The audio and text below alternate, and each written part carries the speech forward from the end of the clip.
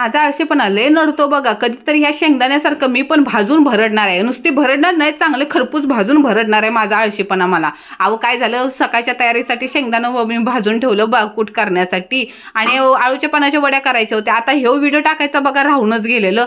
काय झालं माहितीये का, आई गावावरून आली तर आळूच्या पानाच्या आळू पानं आणलेली की नाही, तर आई म्हणाली चल आज करून टाकूया मस्त. आता ह्याची रेसिपी मी तुम्हाला सांगू नाही शकत, कारण काय मी त्यावेळेला दुसरं काम करत होती आणि कारभाऱ्यानं काय इंटरेस्ट आले मला जेवणात काय कळणं झाले. आईला कशा म्हणतात आहे, तुम्हाला वाटतं का नाही कारभारी फक्त मला मदत करतात? नाही नाही नाही, ते त्यांच्या आईला सुद्धा मदत करतात. अहो कारभारी म्हणाले आज मी वड्या फ्राय करणार. अहो त्या दिवशी त्या कोबीच्या वड्या पण एक नंबर केल्या.